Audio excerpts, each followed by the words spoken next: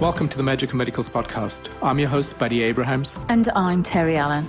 A show about the moments that changed people's lives forever.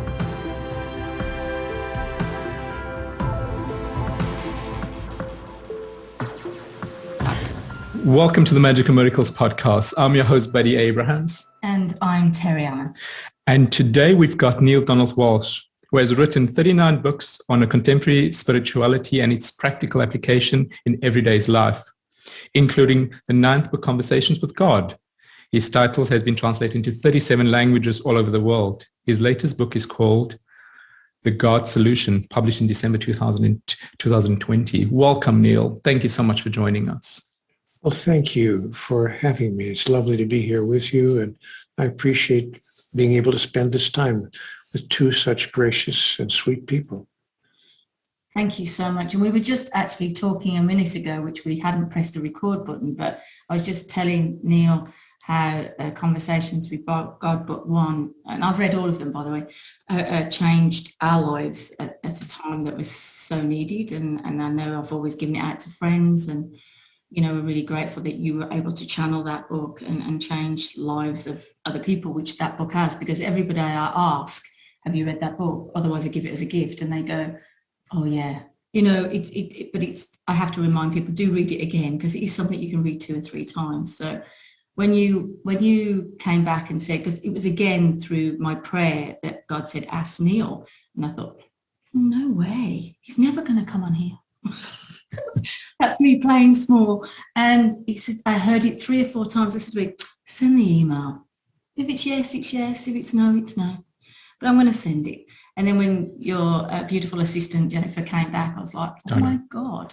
So God does whisper. It's maybe a few times, but we hear it sometimes, eventually, sometimes don't. But thank you so much for being here. It's really an honor. No, really, it is an honor. Well, it's lovely, as I said, to be with you two.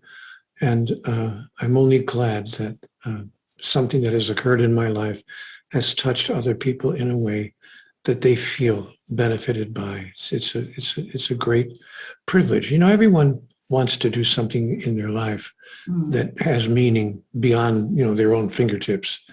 And I waited until I was 50 years old for that opportunity. I was doing a lot of other things, and I was having a good time, and life was being pretty good to me most of the time. You know, I had my share of challenges, like we all do, but more or less, life was pretty good to me, but I didn't really understand, what am I doing here? I mean, what's the point of all this? And how does it really all work? There must be some formula. There's got to be something I don't fully understand here, the understanding of which would change everything. And so I began looking at the age of 50 at that question. What is it that I don't understand, that has not allowed me to make relationships work, has not allowed me to make my career as fulfilling and joyfully satisfying as I hoped it would be, and that has not allowed me really to understand the whole point of it all. You know, what's the point of it all? Why are we even here? And who are we really? What is our true identity? Those are the major questions. Of course, philosophers have been asking those questions from the beginning of time and providing us with some pretty darn good answers.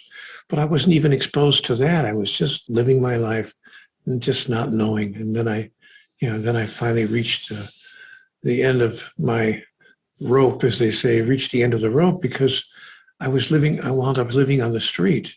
Yeah. I had nothing. Yeah. I wound up living on the sidewalk, and not for a couple of weeks, you know, or a bad month or two.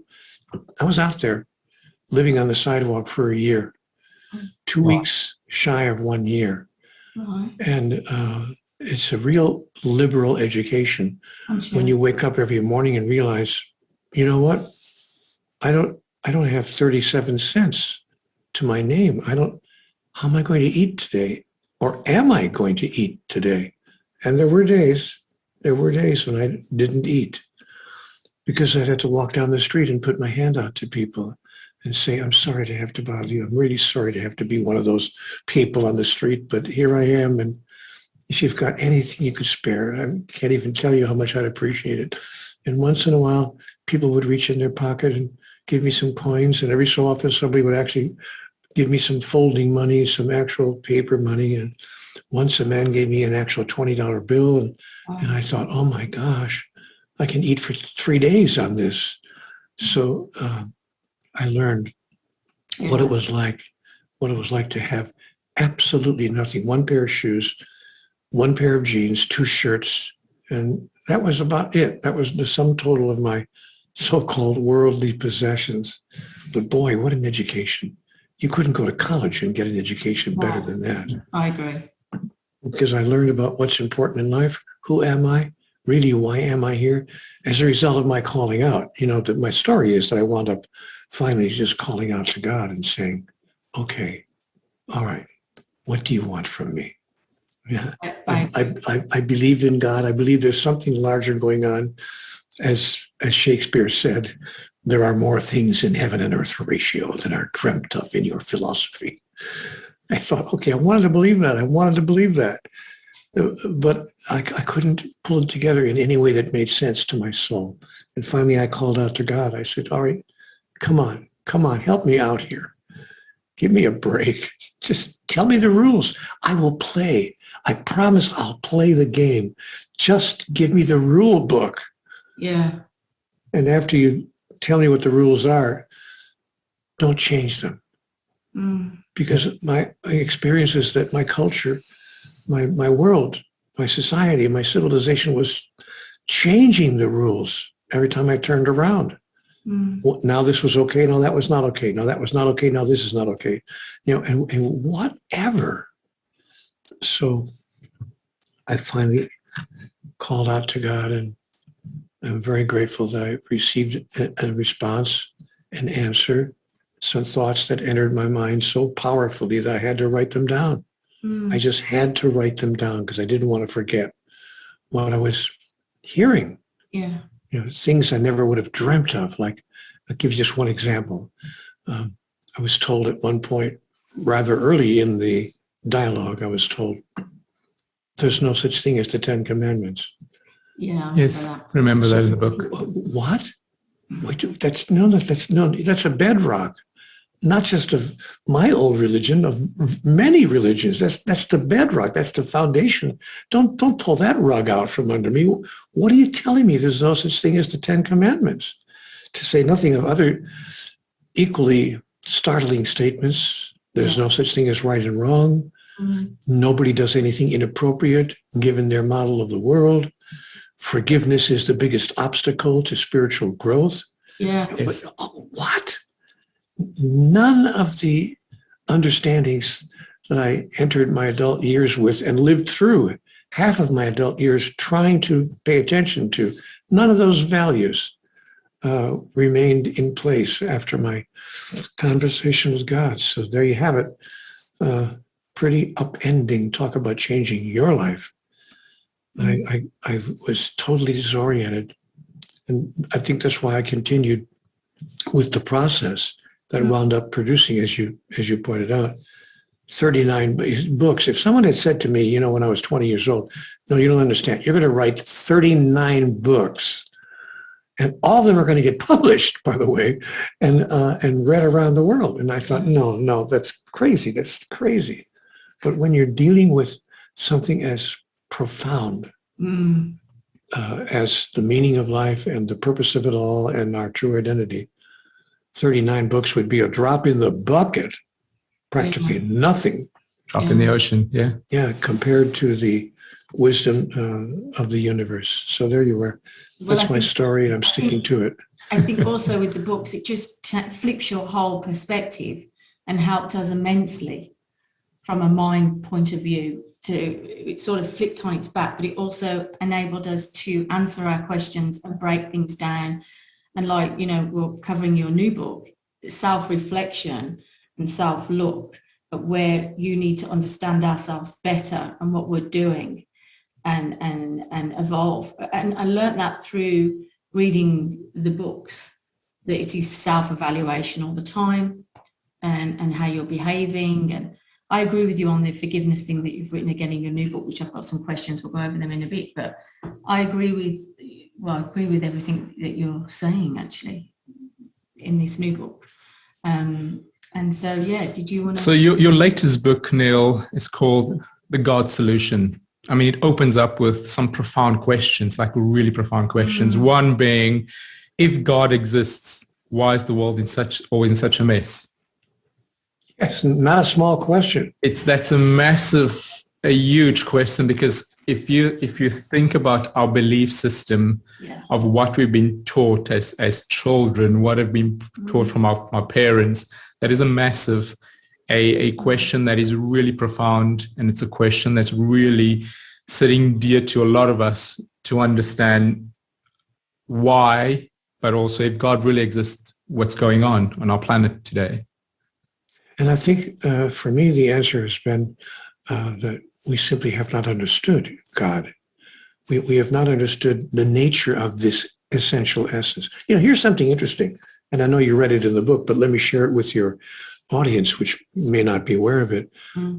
8 out of 10 people around the world in surveys that have been taken over the past 8 or 10 years, and sociologists have taken these kinds of surveys all over the world, not just in certain countries, but in almost every major country, and some of the minor ones, some of the smaller ones. They've asked the question, do you believe in some sort of higher power, some sort of controlling power that some people call God?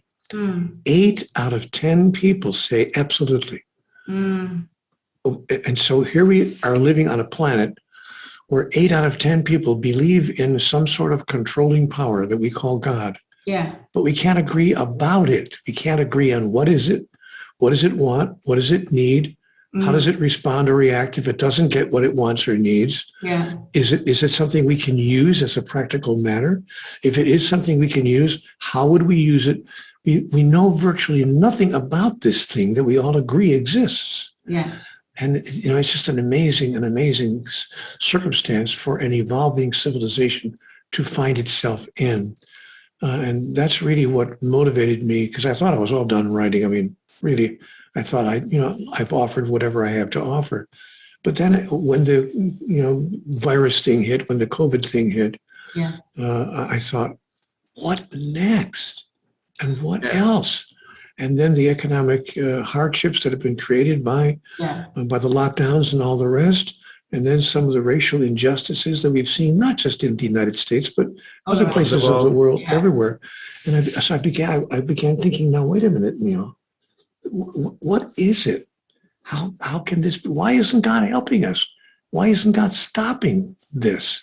If there really is a God, what's the point of having a God when the world is falling apart the way it is, to say nothing of the climate crisis, which is creating devastation around the world as well, and will create more if we don't start paying attention to it. Yeah. So anyway, that's what was the genesis of that book. I just woke up one day thinking, okay, there's got to be something that needs to be more fully explained. And that's when I realized I see the problem.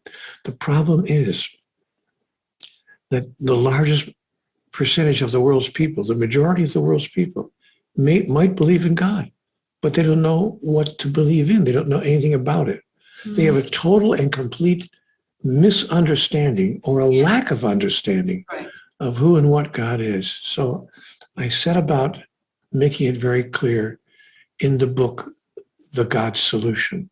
And I said, what we need to do is really redefine God. We have to come up with a brand new definition of God. And it's going to be revolutionary. It's going to be theologically revolutionary, because the new definition of God, which would change everything for the better on the planet, but the new definition of God is going to be a direct contradiction of the teaching of virtually every one of the world's major religions. Yeah, and most of the smaller ones. I thought, Yeah, because you've been quite outspoken. No, but it's right. In this book, and 100%, Yeah. because it kind of gives facts of what is our situation at this point in time on this planet, with humanity, with people, which is fantastic. But I think you're covering every single aspect. But for us, I mean, it's that level of getting back to ourselves. It's getting back to our core being of who we really are. And also reading the manuscript that was sent was the fact that we got the same message, not the book, but the same message that you've written about, we got last year. Lockdown. So when I was reading it, I thought, okay. pure love for one another, and everything else, all the history, everything we've learned, we've got to reborn ourselves. Last year was a rebirth to get back to that, helping one another, loving and supporting one another from pure love, and that is it. And that's the new definition of God for your Yes. audience to understand what we're talking about. What I have offered in this book, I've said, let's define God with two simple words. Yeah. What if we said that God is simply pure love? Correct. Now, you know, when I talked in front of live audiences, sometimes somebody will say, oh, Neale, I mean, we get that you mean well, but there's nothing new there. That's not a new revolutionary idea. God is love. Everyone would agree that, yeah, we all agree on that. God is love. I said, no, wait a minute. Yeah. I didn't say God is love. I said God is pure love. Yeah. That's a particular kind of love. Yeah. And then my audience member will say, oh, all right, well, what's the difference? See, what the difference is that pure love needs, expects, requires, and demands nothing in return. Nothing. I need nothing from the object of my adoration. I love you and I don't expect, require, demand, or need anything in return. It's completely obligation free. Now, if we decide that that's really the definition of God, the essence of pure love that needs, demands, and requires nothing in return, there go the 10 Commandments right out the window. And there go every one of the other expectations and requirements that we have placed in the God world that allow us, by the way. See, that wouldn't be, we'd say, well, so what? Okay, maybe you don't understand God as well as we should. But it doesn't stop there. Because the way we understand God is how we have created our own human ethical system. Yeah. That is, it allows us to interact with each other and say, you know, I have expectations. You meet my expectations. Okay, fair enough. We'll get along. I might even decide to love you. But if you don't meet my expectations, I promise you, there's going to be big trouble. There's going to be judgment and condemnation. Correct. And if you're not careful, even damnation. And we've created that judgment, condemnation, damnation sequence throughout so many of our relationships, nations, relationships with other nations, people with other people, races with other races, religions with other religions, sexual preferences with other sexual preferences. We've just categorized everybody all along the way and say, you know what? You don't agree with me. And if you don't agree with me, you're on the outs with me. And if you're on the outs with me, you're in the danger zone. You better change your mind and agree that I'm right about everything. Right. And that's the kind of God we've allowed ourselves to believe in. And so we said, hey, you know what? What's good enough for God is good enough for me. Why shouldn't I act the same way with you that God acts with me? But what if God didn't act that way with us? Correct. What if God said, you know what? I will never judge you. I will never condemn you. And I will never punish you for anything. Because among other things, would the right hand slap the left? There's nothing but me. You are, in fact, an expression of me. That every one of you is nothing more than an individuation of me. So I'm, you know, well, okay, I say to God, okay, great, fair enough. I get it. I get all that. So why don't you help me and help us create a better life? Why don't we have a better life? And God said, why don't you? You're right. I said, well, because you're not doing it. And God says, no, because you're not doing it. I get that you think that my job as God is to fix everything for you, but that's not my job as God. My deepest desire, I have no preference in the matter of how your life turns out, but I do have a desire. And my desire is that you would be given the power to create your own reality. Then you could be the creator, which is what I am. My intention is for you to experience yourself in the way that I experience myself, as simply, if you please, a mini version of me. So I have given you the power, all the tools you could possibly ever need with which you can create your own collective, and individual reality. The question is not whether you have the power and the ability. The question is whether and if and how you will use it. That becomes the question of the day. Well, absolutely amazing, because that's where our discussion on free will comes in, because every single one of us has got free will. But I like the comment that you made with your wife when she came into the room in the book. Yeah. And she kind of changed the entire dynamic of the book. That was great. It was the way we thought, actually. Do you want to explain a little bit on that? Because I think that gives a really good understanding in terms of if we had to look at it from a religion point of view, what do we do? Our own. Yeah, I thought that was fabulous. Yeah, of course, my wife knew, what I was working on. And we had talked a little bit about what the book was wanting to say.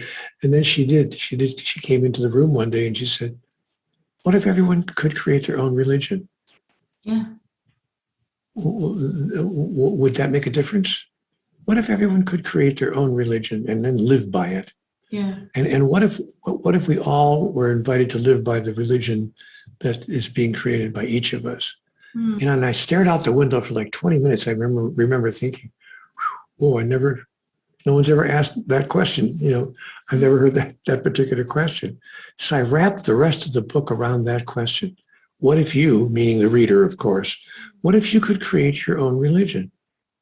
What then would be true for you?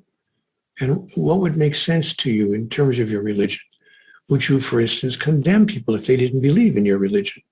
Would you punish them with everlasting damnation if they didn't follow your religion? Would you treat them differently because of the color of their skin?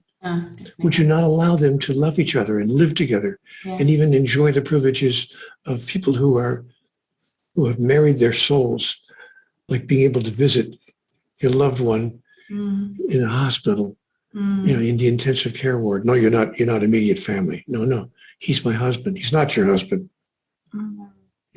Two men don't have husbands. Two women don't have wives. And so we say because of a person's sexual orientation that they and our religion teaches us. So would your religion stop people of the same gender from loving each other and marrying each other and enjoying the privileges that our civil society grants to people who call themselves married? Would your religion say to somebody, we can't even give you a wedding cake? No, it's against our religion. To say nothing of, would your religion say, you're going to hell if you don't believe in my religion? I got to tell you guys something. Maybe you know this because you've had some background in the Catholic Church. But when I was 9 years old, the priest, I was raised a Catholic, and I went to a Catholic elementary school. And you know what they teach you in a Catholic elementary? I mean, third grade. You got to get this. I'm in third grade, barely able to spell the word religion, much less understand it. And the priest is telling us that if you're not a Catholic, you're going to hell. If you're a Buddhist, if you're a Muslim, if you're a Jew, if you're not a Catholic, you're going to hell. And it goes further than that. If you miss Mass on Sunday. Oh, yeah. You were finished. If you miss Mass on Sunday and don't have a good excuse, like, your mother's sick or something, but if you just decide to go play baseball with the kids on the playground and you miss Mass on Sunday and you get hit by a car on Monday, on Tuesday, you'll find yourself in hell. The fear of God was drilled into me at the age of 9. Wow. And I thought, gosh, wow. Don't you think that didn't make me rush to confession? Here I am. I mean, really, a 9-year-old boy in confession. I hated confession. Bless me, Father, for I have sinned. My last confession was a week ago, and these are my sins. I talked back to my mommy, and I missed Mass last Sunday. I went to the playground instead. Wow. And I'm thinking, like, I'm the criminal of the universe. You're to right. Say, what would he have said Wow. if I had actually come into that confessional and said, I'm actually a Jew. I'm Muslim, or I'm a Buddhist. Would he even have allowed me in the same church? I mean, what? How many Our Fathers and Hail Marys would he give me as my penance? Say 13,000 Our Fathers and 1,500 Hail Marys, and hope to God that you are forgiven because you belong to the wrong religion. So here we are in a world where it doesn't matter how compassionate you are, how gentle you are, how kind you are, how forgiving you are, how generous you are, how loving you are. It doesn't matter. You're the wrong religion, so we're going to send you to everlasting damnation. I mean, I'm sorry, them's the rules. What can I say? And that's the religion. That's what was quite interesting that happened just after we left Dubai, right? Because my husband was brought up a Muslim religion, so we had a spiritual marriage because I'm divorced Catholic, so that I'm done. And he's Muslim. And so I didn't want to convert. We didn't want to be married under any religion. So wow. We've got a spiritual marriage. Just a second. Wait a minute. I'm sorry. I have to take this call. Yeah. What? They're going to hell anyway? They thought they were avoiding hell, and now they've sent themselves to hell? Okay, I'll tell him. I will tell him. I'll tell him. I know I said I will tell him or else I'm going to hell. I will tell them. Relax. Bye for now. Oh, by the way, I love you. I'm afraid of you because fear and love are the same thing in your world, and I understand. Yeah, okay. I fearful love you. I love you fearfully. Okay, bye. We had a spiritual wedding, but what was the shift though, just after we left Dubai which was very big and nobody really covered it in the media, was that they opened a Jewish mosque and invited them in to open their mosque there. No, not a mosque, it's a synagogue, excuse me. And nobody really covered that. And that's huge for the Middle East. Huge to offer the Jewish religion, which when I was there wasn't even on the map. Like you buy a map and they were missing, Israel and everything. And that was massive. And then also in Abu Dhabi, the huge mosque there, what's it called, do you know? Well, now it's called the Mother Mary Mosque. They were trying to show we're trying to be an open culture here. They were trying, and nobody really covered that either. So the biggest Muslim mosque in Abu Dhabi, which is humongous, and beautiful, is now Mother Mary. So for us, it was a huge shift in a big way because it opens up different cultures, religions to welcome everybody into this environment and seeing that we are all one on this planet.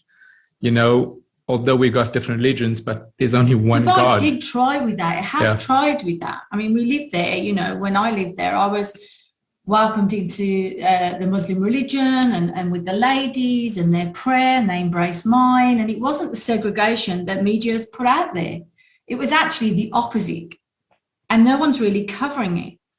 And so they have everyone's churches were opening up there. Even spiritual homes were opening up there as their own religions in villas, right? Correct. So a bit like what your book's saying, little bits were sprouting up everywhere, but they were allowing it. And yet people say, oh, Muslim country, will you allow? It's actually more open than England, let's say, on some levels. So we're moving in, or the southern United States, more open than Montgomery, Alabama, I promise you. So we're moving. Our civilization is moving in the right direction. Yeah. The question is whether we'll win this human race. The question is whether we're going to get there fast enough to do ourselves enough good to produce the outcomes that could allow us to turn everything around and all the things that we need to turn around. Because we're not going to solve the world's major problems if we insist on separation. Correct, 100%. Yeah. Separation, and that's what's been created the last year and a half or so, more separation. And that's what really upset me. That's why I think you're right with this book saying pure love, because it's the only way it's going to bring people back together.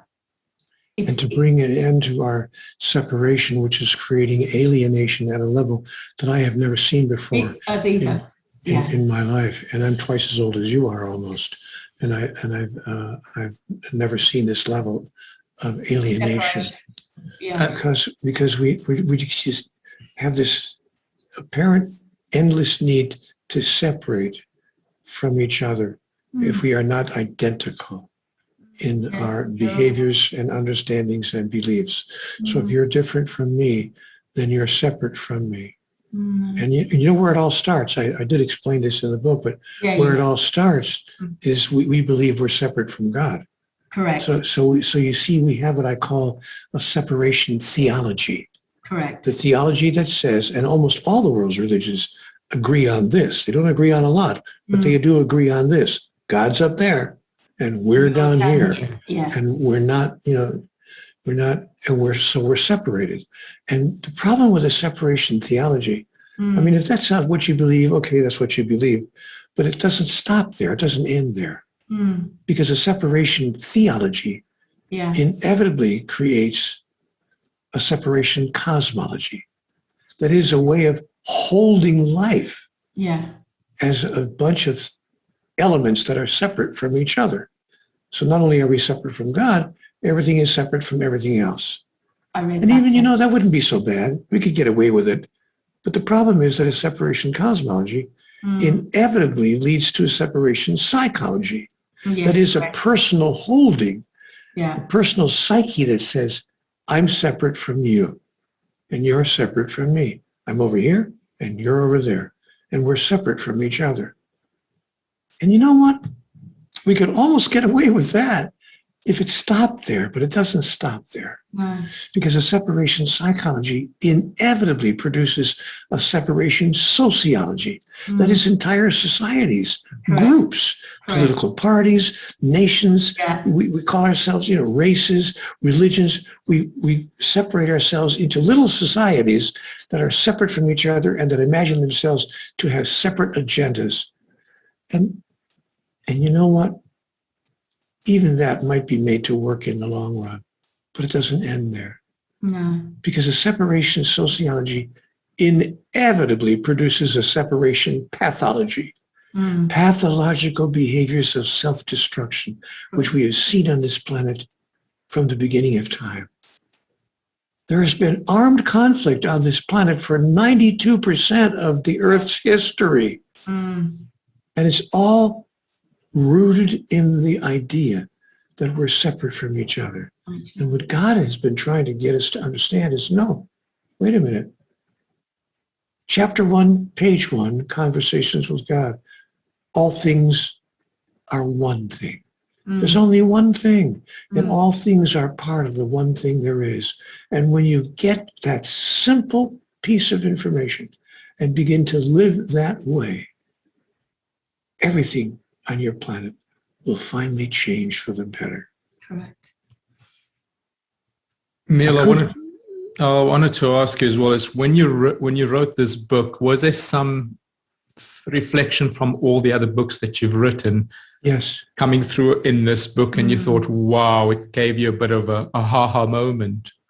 I consider the book really the culmination of all of the other books combined, because I felt the need to see if I could capture the essential messages of all the dialogues and put them in one place so that a person wouldn't even have to agree or disagree. Is he talking to God? Does he really think he's talking to God?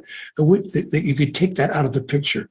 Just a narrative explanation, a narrative proposition. I framed the book as a proposition, hypothetical. What do you guys think? And that's what the book asks. What do you guys think? If you could create your own religion, how would it compare with what you're seeing in this narration? And I invite people, actually I challenge people to give us their answer. And if they decide that, all things are one thing, God really is pure love, God needs, requires, demands, and expects nothing from us, and we can love each other in the same way. If we can embrace such a simple notion, we would have found the God solution. But he's right, because this is, last year when we were praying through the whole pandemic and the evolvement and everything, through that, we have created our own religion in a way with our weekly free meditations through this podcast, The Magic of Miracles. And now we're just about to do a children's foundation, Angels of Light Children's Foundation, whereas it's all about oneness. So we have, in a way, formed our own, but didn't call it religion. It's our own one religion. We actually got back to our core being of really who we are, get back to the authenticity we got back to in terms of just understanding ourselves and have a level of non-judgmental towards anything and anyone at all, and just seeing them from a level of light. But following your own guidance in your heart. Right to you. That's what happened for us. And then we thank God, it was probably the best year we've had. Yeah, in a long time. Apart from our son, Michael, it was the best thing that we'd had in a long time. That having all those tools through books, through people that have gone before, like yourself and others, that we were allowed to use those tools and put them into teaching. Okay, what do we have? Okay, we have this, thank God, And so the book that you're saying, it's exactly what we've gone through already. So that's why I think that God has aligned us in this conversation with the book, because it spoke to us personally. So we physically went through it. We physically already gone through that last year. So I'm so happy to hear you tell me that, because it renews my faith in the larger truth that informs all of the conversations with God material, and that for that matter, the larger truth that informs all true spiritual understanding, the greatest spiritual understanding shared with us by all of the great spiritual teachers. What's sad to me is that whether we're talking about Muhammad, bless his holy name, or Jesus, God bless him, or Buddha, or Moses, or any of the wonderful teachers, both male and female, through the centuries, they're all saying the same stuff. Yeah. And they've been so warped and misinterpreted and altered by those who heard them and chose to use their messages for smaller, lesser purposes and reasons. If you look at the purity of the messages that they have brought to the world, you couldn't disagree with them. But we need a new spirituality. And I don't want to throw roses, but in fact, people like you two and others like you and the youth that you will bring up and share with them the messages that you're sharing. That's what's going to create the new reality. Okay. That can, if we can get it done fast enough, change and maybe even save the world. Especially the children, I agree. Because time is running out, guys. No, time is running out. No, he's right. And it is through the children. And it's funny, as I was sitting here, I heard, after reading the first book, Conversations with God, I thought, I'm going to have my own conversation with God. So I started journaling myself. And I think that's what I was hearing as we were sitting here was everyone needs to have their own conversation, not someone else's in a church. Sorry, no disrespect, but your own calling and your own conversation, I feel, because it worked for us. And that's been true of all those people, by the way. See, here's the irony. We've decided who are the greatest teachers among us. But every one of those great teachers listened to that still small voice within. Every one of them did. Yeah, they did. and then they simply repeated to others what they came to understand deep within themselves. So, God said to me in Conversations with God, I talk to everyone all the time. Yeah. The question is not to whom am I talking?